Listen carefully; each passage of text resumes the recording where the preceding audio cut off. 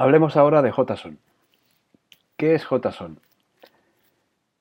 JSON son las abreviaturas de JavaScript Object Notation. Esto significa que es la forma en que JavaScript especifica un objeto, literalmente. Nosotros podemos escribir objetos como hemos apuntado anteriormente en otros vídeos, y ahora vamos a hacer en un ejemplo. Podemos describir objetos literalmente. ¿Para qué nos sirve esto? Por ejemplo, si yo tengo un objeto en memoria y quiero mandarlo por la red a otro sistema, o quiero guardarlo en un fichero en el disco, lo serializo, digamos, lo convierto a datos, en vez de en memoria, lo convierto a datos que pueda escribir en un fichero. Y lo escribiría en este formato JSON. Se usa habitualmente, pues eso, para lo que hemos comentado, para serializar objetos o estructuras de datos, no solo objetos, sino pues arrays o otro tipo de datos. Y se popularizó mucho cuando la gente pues trabajaba con XML y veía que el XML, pues para muy poca cosa que se metía, ocupaba mucho. El XML es muy bueno, por ejemplo, en algunos aspectos de anidación y de riqueza en cuanto a la descripción que puedes obtener, pero al final te obliga a meter muchos caracteres que después para transmitirlos pesan mucho.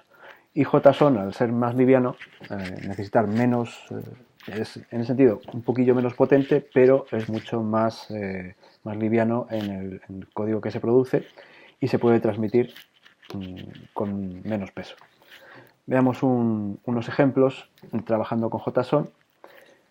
Aquí vamos a hemos creado una variable con un objeto. ¿Vale? Esta es la representación literal de un objeto, como hemos dicho antes. Yo uso una llave, pongo una propiedad, nombre. Este empleado tendrá una propiedad nombre, que será Thomas Anderson, y una propiedad profesión, que es developer. Este objeto que tengo aquí guardado en empleado, pues yo lo quiero convertir a texto, para guardarlo en un fichero de texto, por ejemplo. O para pintarlo en la pantalla, por ejemplo, para cualquier cosa que quiera hacer. Y utilizaría un objeto del API de JavaScript que se llama JSON en mayúsculas y tiene un método que se llama stringify. ¿Vale? JSON.stringify, o sea, conviérteme a string lo que yo te pongo aquí, que es empleado. Esto produciría una salida como esta. Vemos que, si os fijáis en la comilla inicial y en la comilla final, vemos que es un string, es un texto, que dentro tiene pues la representación literal de este objeto.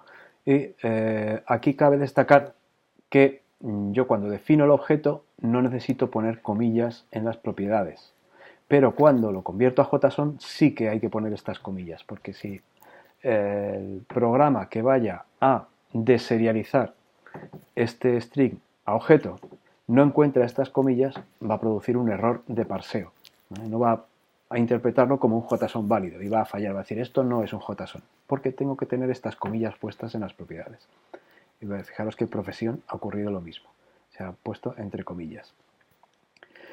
Como hemos dicho, el que recibe ese string puede hacer lo contrario, convertir este string o inflarlo a un objeto, digamos. Utilizaría el método parse del objeto JSON. JSON.parse, le daríamos una variable string y produciría un objeto. ¿Veis? Un objeto pues ya con el nombre y la profesión que ha sacado de ese string.